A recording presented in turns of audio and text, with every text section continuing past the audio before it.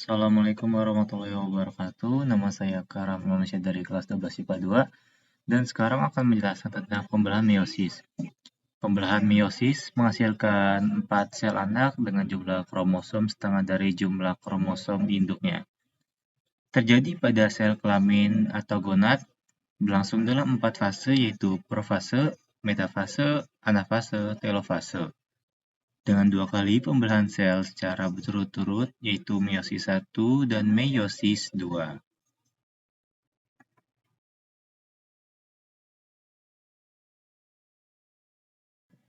Mari perhatikan video berikut. Pembelahan meiosis 1. Pembelahan meiosis terjadi 2 kali, meiosis pertama dan meiosis kedua dengan hasil lahir 4 sel anakan yang bersifat haploid, sedangkan mitosis berlangsung 1 kali dengan hasil lahir 2 sel anak bersifat diploid.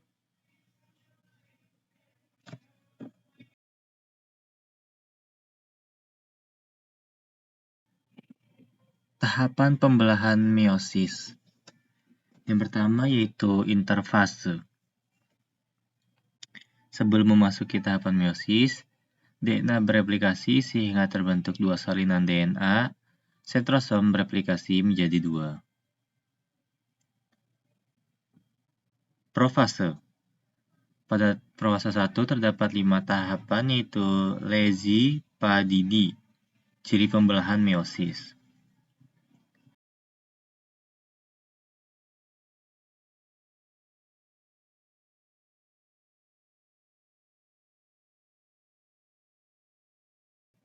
Pada awal profase 1, terdapat 2 kromatid untuk setiap kromosom, mirip profase pada mitosis. Namun, pada meiosis, tiap pasangan kromosom homolog saling mendekat dan berpasangan membentuk struktur dengan 4 kromatid yang disebut tetrad. Proses kromosom homolog yang berpasangan disebut sinapsis. Setiap pasangan kromosom ini disebut bivalen.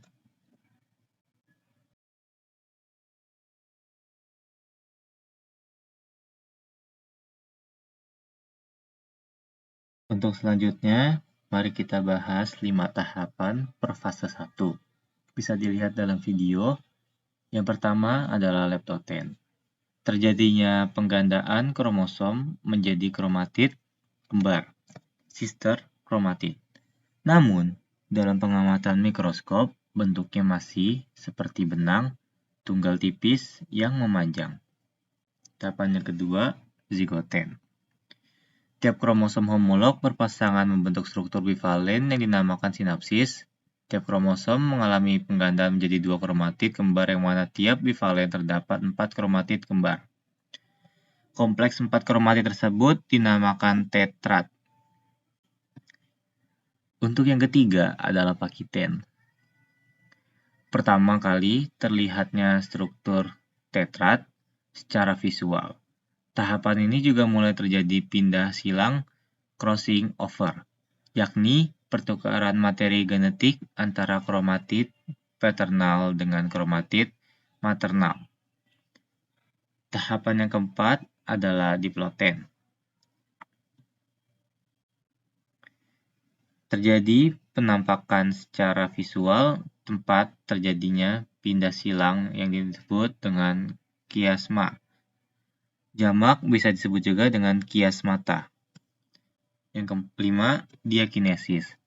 Terjadi perpindahan kiasma bergeser ke ujung kromosom, tiap kromatid anggota tetrad semakin pendek, menebal, dan bergerak ke arah bidang ekuator sel. Nukleolus dan membran nukleolus menghilang. Mikrotubulus atau benang spindel yang keluar dari sentriol semakin memanjang. Fase meiosis, metafase. Pasangan kromosom kini tersusun pada lempeng metafase. Benang-benang spindel menempatkan setiap tetrad sejajar bidang ekuator dengan satu kromosom pada setiap pasangan yang menghadap pada kutub yang berbeda. Benang spindel melekat pada konektor sentromer. Benang spindel dari satu kutub hanya akan melekat pada salah satu kromosom homolog dari setiap tetrad. Benang spindel dari kutub akan menempel pada kromosom homolog lain dari tetrad tersebut. Dengan demikian, Setiap kromosom dari pasangan kromosom homolog hanya dapat tertarik pada kutub yang berlawanan.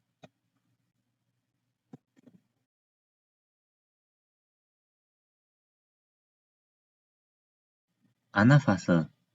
Penguraian protein menyebabkan kohesi kromatid saudara di panjang lengan-lengan kromatid, memungkinkan homolog-homolog memisah. Kedua homolog bergerak ke kutub yang berlawanan, dipandu oleh aparatus gelendong. Kohesi kromatid saudara masih bertahan di sentromer menyebabkan kedua kromatid bergerak sebagai satu kesatuan ke kutub yang sama.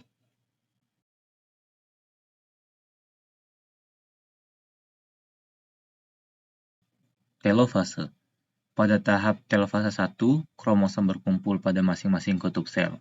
Saat ini, setiap kutub sel memiliki jumlah kromosom haploid dan kromosomnya masih dalam bentuk dupleks, dengan dua kromatid.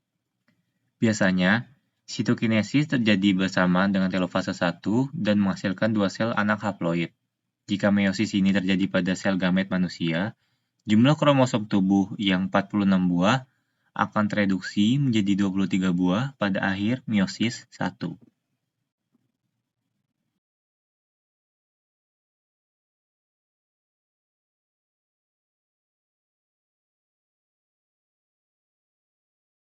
Pembelahan meiosis 2.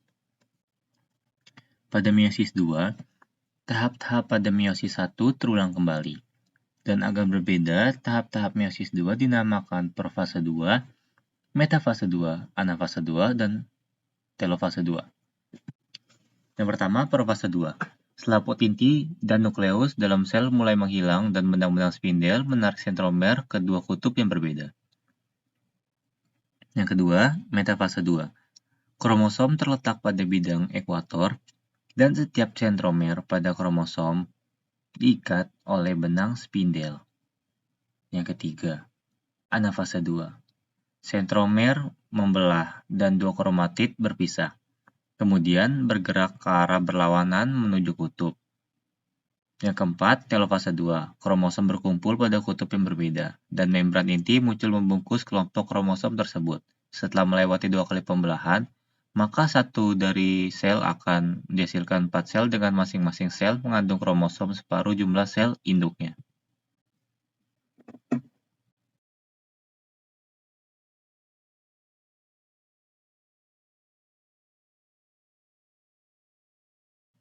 Crossing over. Coba kita perhatikan crossing over pada pembelahan meiosis. Kromosom homolog, satu berasal dari ibu, dan satu lagi berasal dari ayah. Bisa diperhatikan pada video berikut. Meski berasal dari individu yang berbeda, namun kromosom homolog membawa informasi yang sama. Selama terjadi sinapsis, kromosom akan bersilangan dan menempel, sehingga dihasilkannya kromosom rekombinan yang menyebabkan satu individu dengan individu lain mempunyai sifat yang berbeda. Berikut adalah perbandingan tabel pembelahan mitosis dan meiosis. Sekiranya cukup yang dapat saya sampaikan, kurang lebih mohon maaf. Wassalamualaikum warahmatullahi wabarakatuh.